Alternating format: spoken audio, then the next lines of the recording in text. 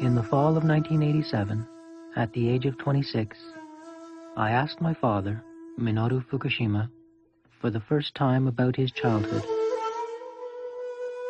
This is his story.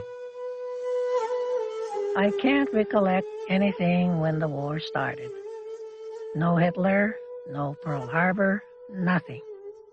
I was just having fun, being a kid, being a regular 9-year-old. Canadian kid growing up in Vancouver over my parents' grocery store, 477 Powell Street. They had tobaccos and vegetables and fruit, an ice cream soda fountain and candy. My mom sold candy. My dad, he delivered milk, so he was pretty well known in that Vancouver Japanese community.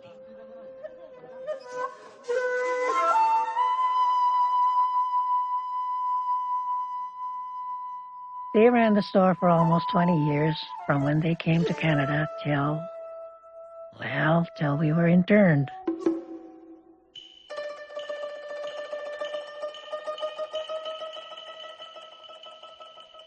On December 7, 1941, the Japanese bombed Pearl Harbor. On December 8, they attacked Hong Kong.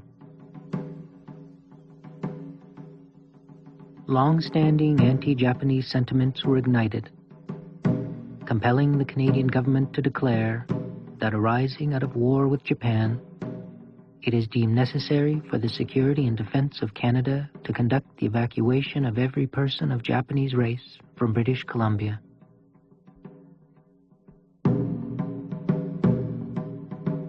Envious and resentful competitors of Japanese Canadian merchants, farmers, and fishermen convinced the government to seize all Japanese property, with a mandate to eventually liquidate, sell, or otherwise dispose of such property.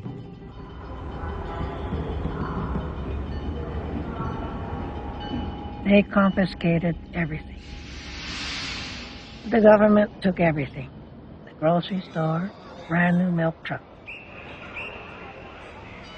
They said held in trust, but we never got it back.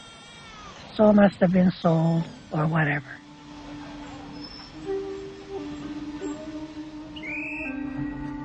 Dad never really talked about it, My parents shielded us from all that.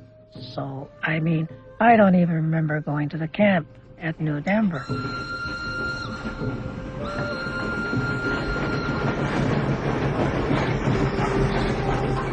It was a train, but the next thing I remember is we were in a tent at New Denver, wooden floor, and a tent.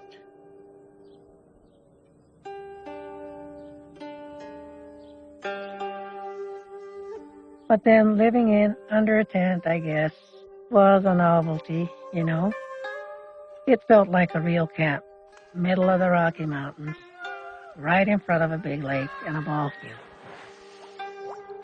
I remember that's where I learned how to swim.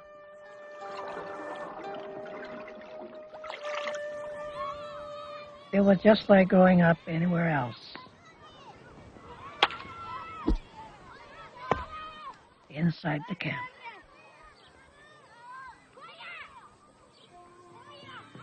There wasn't a fence as such, not a barbed wire. But we were in the middle of the Rocky Mountains. There was nowhere to go. In August of 1944, while Japanese Canadians were still isolated from the world in internment camps in the BC interior, Prime Minister Mackenzie King proclaimed his commitment to democracy.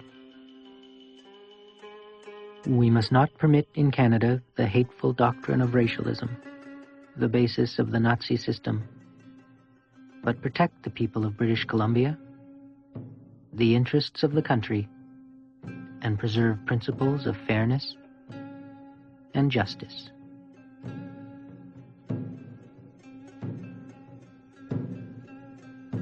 On August 6, 1945, the world's first atomic bomb destroyed Hiroshima.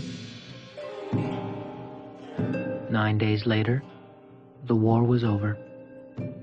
Japan surrendered.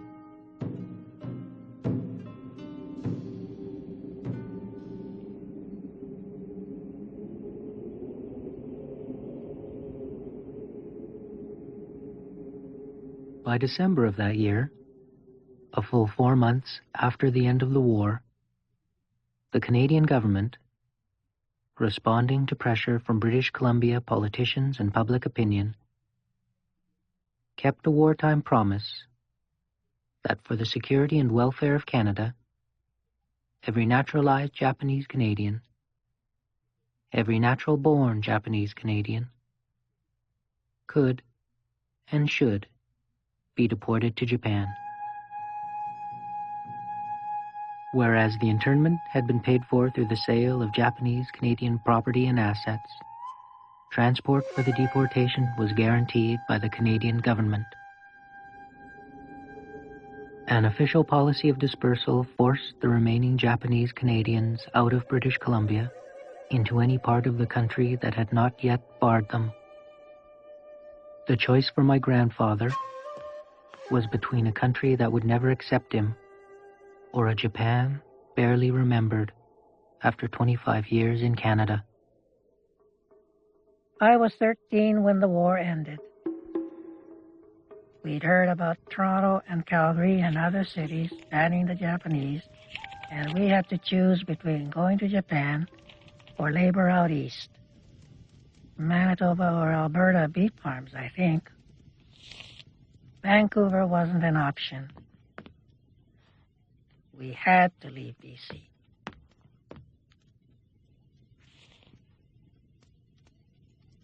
So that was a choice. Dad's choice. We all disagreed with Dad, but we obeyed our parents, and that was just a normal thing. Besides, my dad wouldn't have asked us. He would have just told us, we're going to Japan. We didn't know what it was really, going to Japan or going to the interior or going somewhere else. There was no going home though. Even at that age we knew Vancouver was restricted, except to ship us out.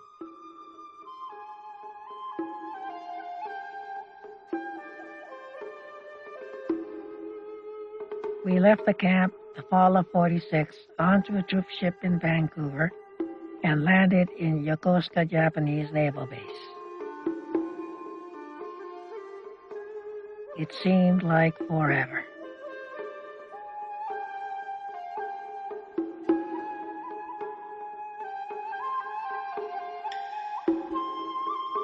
Then we were herded into army barracks. The food was brought in buckets. We ended up in my grandfather's village,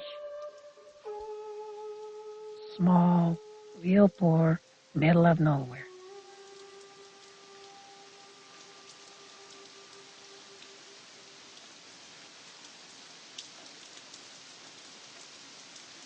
And we weren't very welcome.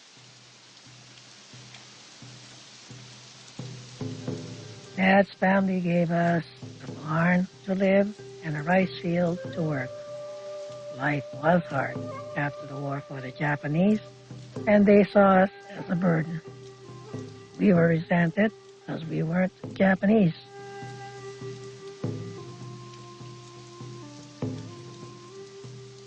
So I went to school to learn Japanese. I had grade 8 from New Denver, but only spoke English.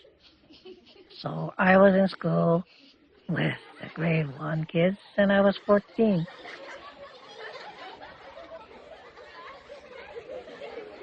I stayed in school about a year, just a year. Then back to rice fields. Conscious of the impending United Nations Declaration of Human Rights, the Canadian government cancelled its deportation and dispersal orders on January 24, 1947.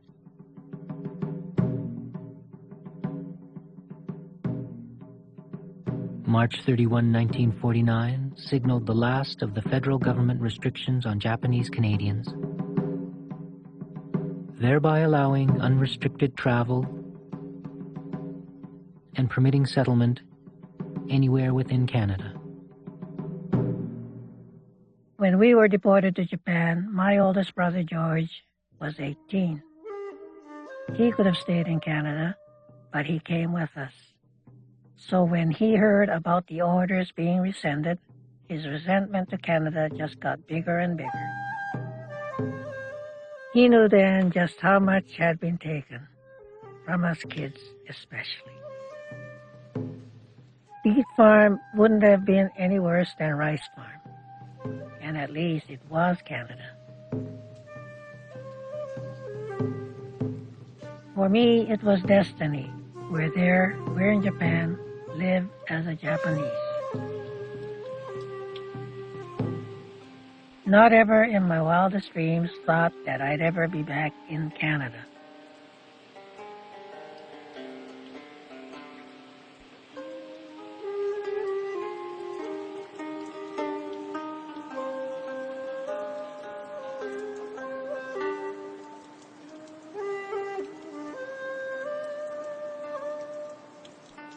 In 1950, the United Nations sent a multinational armed force into Korea in what it called a policing action against communist North Korean aggressions. The Canadian government provided troops to the UN effort, and the Canadian Army in Japan recruited those Canadians exiled in 1946. Almost 40 exiles volunteered. In 1950, I turned 18. I remember something in the paper said the Canadian Army was looking for us who still had Canadian citizenship to join to fight in Korea for the United Nations and Canada.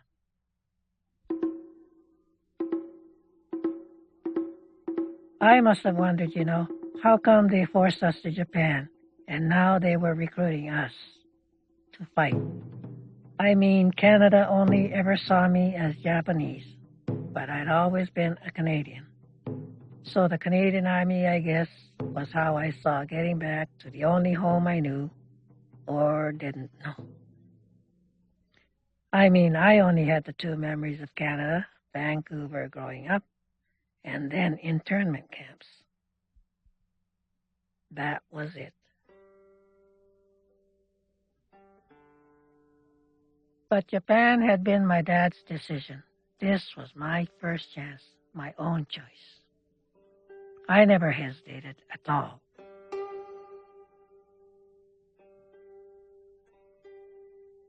After I enlisted, my father told me that if he had known what it was like in Japan after the war, he would have never brought us to Japan.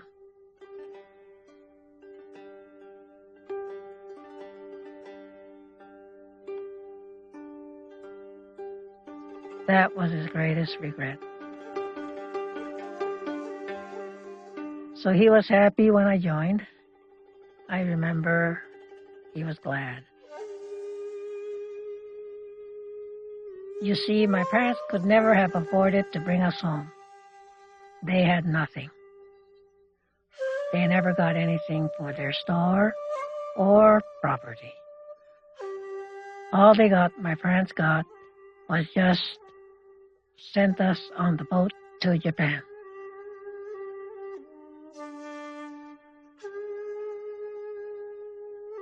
I wonder sometimes about the justice.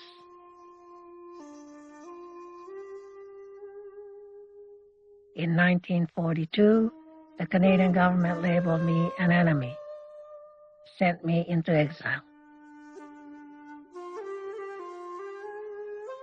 To a 9-year-old child, it seemed just another part of growing up, a part of life. But children don't know right or wrong. I mean, interning us during the war, giving us that narrow alternative of either going to Japan or going where we were sent. I thought it happened to everyone. not just the Japanese.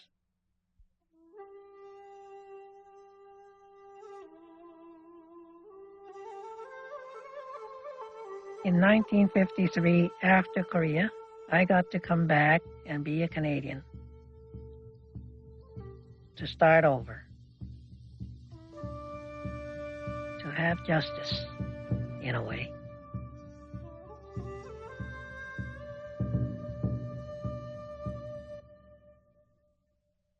My father came home and rebuilt his life.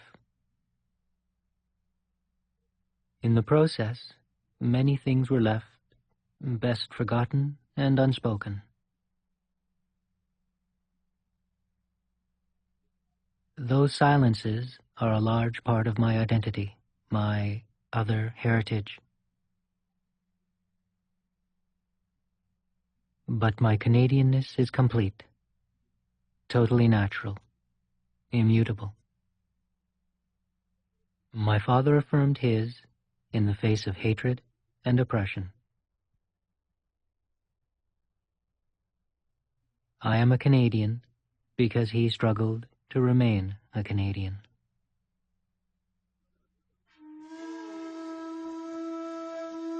On September 22nd, 1988, the Canadian government acknowledged the injustices committed against Japanese Canadians during and after World War II. A comprehensive settlement was achieved, which included symbolic redress payments to eligible persons still alive on September 22, 1988, a community activities fund, and the establishment of a Canadian Race Relations Foundation.